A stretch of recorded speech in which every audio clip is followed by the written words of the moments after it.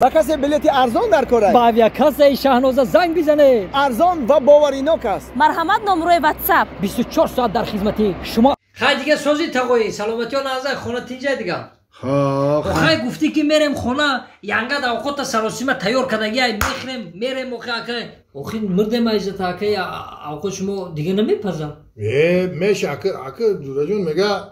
پس از وفات تربت ما در زمین مجو در سینه های مردمی عارف مزاری ماست. سلامت برای همه در زنده بودن اومدن در کار دوست خبر گرفتن در کار خیلی کم ترک صبر کردن باید کاری زنکی ده همین شعر 5 بار شید خونده سی اکا 5-6 بار شید خود نیاوردی اوخه آخی صبر میگه که صبر قلسن غوردن حلوا پیشر ایران گفتی اکا گفتم میره صبر کنی از غوره حولا گفتی ای ساعت 8 اکا همین گپا رو گفته سی ایجه که توقع توق شده توقع توق شد شید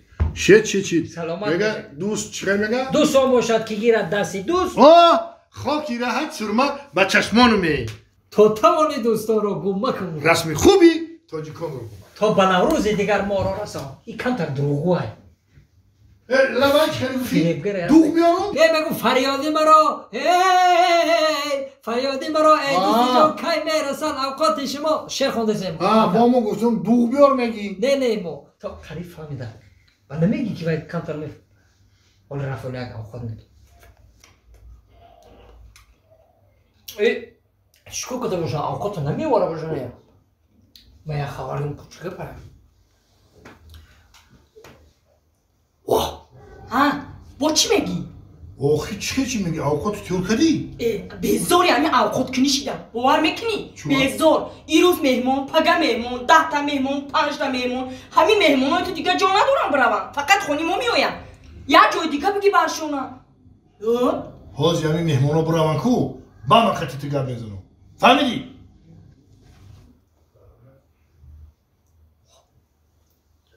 فریادی من شیسته چو کلی اکا چی کلی؟ رحمت گشت خیلی حال تر میشه حالی شده یه چیر نفهمیدم چیرا؟ همیشه نگاه کردم همی یانگه طرفی خودت همه خیلی داشت خودت باشی خیلی داشتی میگم تینجی باشم فای یانگت میگه که 10 نمود اوقات ای کدومیش بکشم ما گفتم که یک تا بکش زنک جان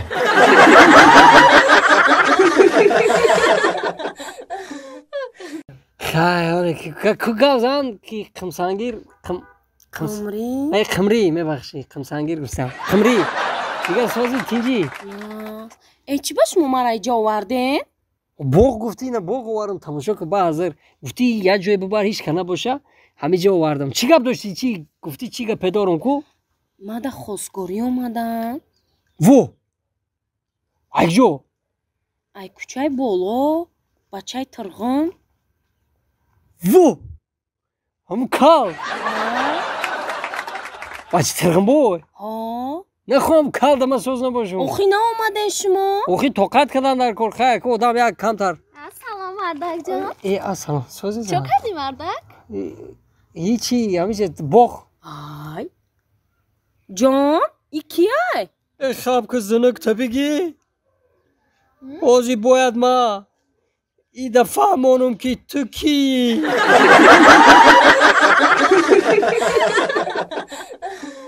منیجا تez بیا یک قصر میگره تez بیا آمدم حالا با کیرا فایزالی رختی عبدالله بگم تez بیارم برو فروران یه ابرون کار کنه تاجیکستان رفته این ریمونت کی بکنه با بودم تez که برا فایرات کنه ها تez که این میگه تاجیکستان میره ها بره ایمون برا با چه بره با کی میکنه موندگی ریمونتا ابرون اکا ما گفتم نمیکنم زورا نکه اکا التماس بس تمام اکا ما میرم بیا ابرون جان اکای انور گوش که مرا همی سالی دروز مرا غم دادی اکا همی تویستان دروز من کار کردم پل من ندادی اکا این اکا با زمستان دا غم تی اکا همه کار کردم اکا ای نول ای همی ای باور ای فندم این سر کردیم پاد کلیچ این داده سیم اکا یگم سم ندادی ما ابرون جان ما تر در پیش صاحب خونه یا مقام تعریف کردم ابرون جان که اوستای رقمی یگای گفتی گفتم ای همی کاتلوان تو کرشرا همش همین ساختگی بو پاتکلوش میگیری سوز کرمت یا ابرون جان اخی گفتی که با اکه انوار گفتی که همین بیچاره گشنه بود تشنه بود کار کرد گفتی یاشم خیلی نمیوارم گفتی یاشم نه نه ایشونو گفتم انا با گفتی که همین بیچاره ده پول چنه دادم یاشم گفتی انا می ایودم برم دای انا یاش ایودت میبرویا جای پلتیش ایودت میبرویا اکا برای هوای اکا جان همین این اما چیکار کردم نکردم همیار ما بخشیدم تو داکا ما بخشیم نه متر میشناسم انوار جان نه تمرا خب نه متر میشناسم اکا نه تمرا ما یا دیگر ندیدیم برای هوای ما رفتم اکا ابرون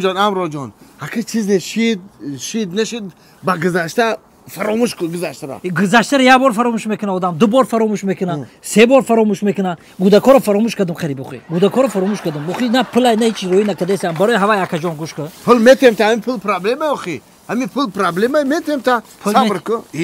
صبر کن تو ای بچه تو شوخی نکردی یا گم باید این گپ نمیبرم چخه سلامت باشه اکا مرا میگفتن این بچی زورای میگفتن همین اکای انوار بچی نغزای میگفتن رحمت اکا رحمت موندگیش با میگیره موندگیش نه بخبره ای بچه ای 500 ما این خطی دو خلیب دو چی میاخ یک کیفیر نمیای ما چیکار میکنم این خطی اکا نه نمیشه گوش کن دلی مرا یافته سی که من اکا ما بلد گرفتگیم ما بلد اکا امردین بسری ما اومده سه ما اکا ابرون جان تیر بگی اگه ما چایده بخیر ما موندگی پلا چرز بانک با خون تو روی میکنم چرز بانک گوش کن مرا سه برشید همین اوچیما بیچاره یا چک روی کدام شه میرا بانک میویا شش ماشین میرا بانک میویا هیچ نکی پول بگیرم همون پولی که داشت همون راه پولی کرد اکا گوش کن بیا التماس اکای امردین بسری مرا اومده مرا ایرپورت میبرم ما بلیت گرفتگی مرا غم نته اکا چیزی شد بخشیدم تا اکا من رفتم بروی همی من میرم اکا ابرون جان نراخی تو گپی مرا باور کرد ابرون جان اینم یه ساله باور کردم تا اکا بس دیگه بس اکا تویستانی دراز همیشه در کار کردم پول من ندادی دفتو من رفتم اکا ابرون جان چی میگی؟ عمر نمیفهمی این خبوشه و من خودم میبرم تا ایرپورت رفتی نه اکا نه عموما این گپا در زبان نگی اکا برای چی؟ و چه برای چی؟ یه بار بردی اکا 5 سال دپورت کردم فهمیدی مرا؟ اگر این کرد بری 35 ساله دپورت نکنم ما